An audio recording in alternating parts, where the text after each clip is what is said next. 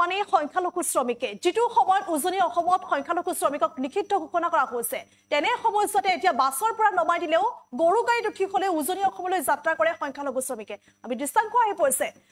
আৰু লগতে দেখিবলৈ পোৱা গৈছে এতিয়া যেটো সময়ত এতিয়া উজনি অসমত শ্ৰমিক সংখ্যালঘু শ্ৰমিক লিখিত ঘোষণা কৰা হৈছে হেতু সময়তে কিন্তু এতিয়া ফুট পৰিছে উজনি অসমলৈ ফুট পৰিছে সংখ্যালঘু শ্ৰমিকক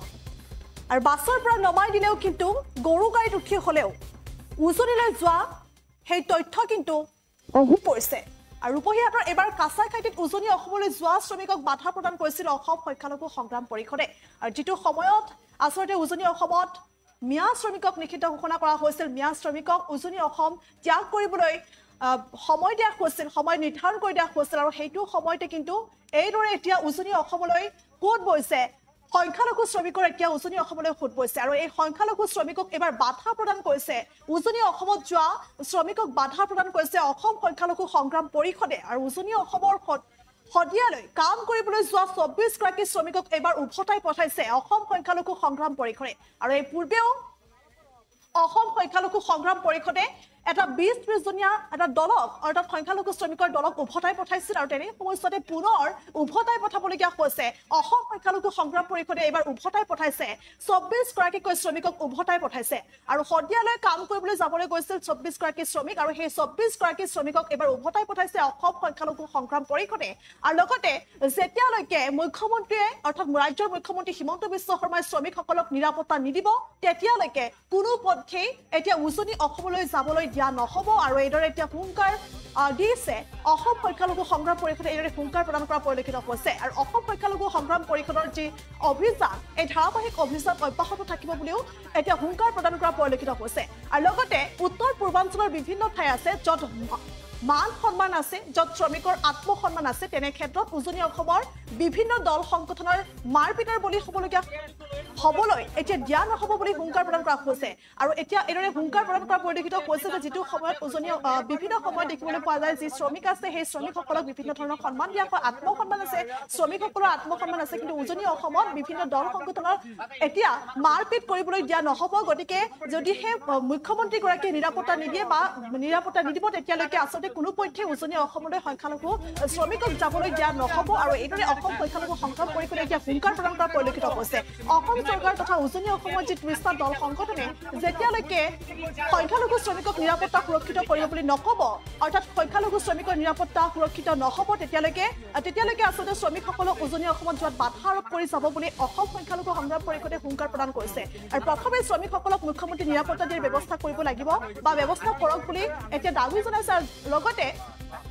যিকোনো জিলাত কাম কৰিবলৈ যাওক আমাৰ আপত্তি নাই কিন্তু প্ৰথমতে মুখ্যমন্ত্ৰীগৰাকীয়ে যে শ্ৰমিকসকলৰ সংখ্যালঘু শ্ৰমিকসকলৰ যে নিৰাপত্তা সেই নিৰাপত্তা কিন্তু সুনিশ্চিত কৰিব লাগিব আৰু এইদৰে এতিয়া দাবী উত্থাপন কৰিছে সংখ্যালঘু সংগ্ৰাম পৰিষদে আৰু এই সন্দৰ্ভত কিছু মন্তব্য আহি পৰিছে দৰ্শকসকলে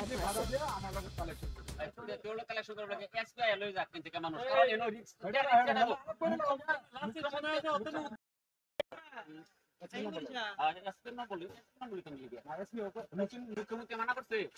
মুখ্যমন্ত্রী মানা করছে না মুখ্যমন্ত্রী মানা করছে না তুমি মুখ্যমন্ত্রী না উজনি থেকে যা মানা নাই মানা করছে না আনা হয়ে গেছে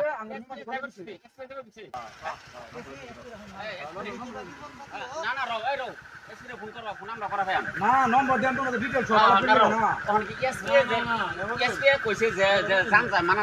নাই এটা কইছে না ইয়া কোম্পানি কাম কমপ্লিট করিবই লাগিব কোনোবাই যদি বাধা দেয় আমার লগত কালেকশন করিব তেওলে কালেকশন করব লাগে এসপি লই যাক কিন্তু মানুষ কারণ এনো রিস্ক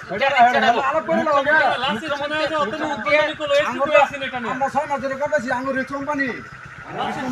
মুখ্যমন্ত্রী বিধানসভার মধ্যে কইছে যে পারমিশন আছে আঙ্গুর না যেটা পারমিশন আছে কি দল সংগঠন কি পারমিশন লাগে তো আমি এটা কইতেছি না তুই যে এনটি নিবি তোর এটা পারমিশন আছে কইছে এর পরে আমরা আবেদন করতেছি দাদা এনো যদি কোনো মানুষ যদি কোনো ক্ষতি হয় তুই রিস্ক দিবি এটা কোম্পানি রিস্ক হয়ে যাবে না কোম্পানি রিস্ক না না আলাদা না কোম্পানির ডকুমেন্টস কি দিয়েছে যে এটা তোমার কি ডকুমেন্টস তোমার যে ওজনে আম যাবে দিছে না এটা কি ডকুমেন্টস আছে মুখ্যমন্ত্রী কইছে মুখ্যমন্ত্রী নাম কইছে মুখ্যমন্ত্রী নাইবো মুখ্যমন্ত্রী আইবো আর 30টা দল সংগঠন মানা করতেছে মুখ্যমন্ত্রী কইছে দল সংগঠন মানা করতেছে জানতে হয় আজি সামগুৰি সমষ্টিৰ কাছাবাতি গাঁৱৰ পৰা আজি 24 জন শ্ৰমিক উজনি অসমলৈ কাম কৰিবলৈ যাব খুজিছিলে আৰু তেওঁলোকে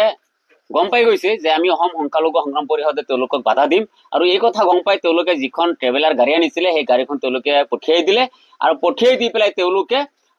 সৰু গাড়ীৰে তেওঁলোকে ভাগে ভাগে তেওঁলোকে যাব খুজিছিলে আৰু যেতিয়া গাড়ীত উঠি তেওঁলোকে সাজু হৈছে যাবৰ কাৰণে তেতিয়া আমি অসম সংখ্যালঘু সংগ্ৰাম পৰিষদৰ আমাৰ যিখিনি সদস্য আছে এই সদস্যখিনি গৈ পেলাই তাত গৈ পেলাই আমি বাধা দিছো কাৰণ যেহেতু মুখ্যমন্ত্ৰীয়ে বিধানসভাৰ মজিয়াত স্পষ্টকৈ কৈছে যে মুখ্যমন্ত্ৰী অসম চৰকাৰ ইয়াৰ দায়ী নহয় যে যদি উজনি অসমত কোনোবা শ্ৰমিক গৈ পেলাই তাত যদি আঘাতপ্ৰাপ্ত হয় বা কিবা হয় তাত যদি মাৰপিট হয় মুখ্যমন্ত্ৰী নিজে দায়ী নহয় চৰকাৰ যেহেতু দায়ী নহয় উজনি অসমৰ যি 30টা দল সংগঠনে একত্ৰিত হৈ তেওঁলোকে ম্যাদ এটা আন্দোলন এটা আৰম্ভ কৰিছে আৰু তেওঁলোকেও বাৰে বাৰে কৈ আছে যে তেওঁলোকে মানুহ যাতে বা শ্ৰমিক যাতে উজনি অসমলৈ কাম কৰিবলৈ নাযায় তাৰ কাৰণে তেওঁলোকে বাৰে বাৰে বাধা আৰোপ কৰিছে আৰু মুখ্যমন্ত্ৰী আৰু 30টা দল সংগঠনৰ নেতৃত্বক কথাত আমি সন্মতি জনাই আমি এই শ্ৰমিকখিনি উজনি অসমলৈ যাব দিয়া নাই কাৰণ তেওঁলোকে উজনি অসমত কাম কৰিব গলে যি ধৰণে তেওঁলোকক কুকুৰ মেকুৰী ধৰে তেওঁলোকৰ লগত যি ব্যৱহাৰ কৰে এয়া নিশ্চয়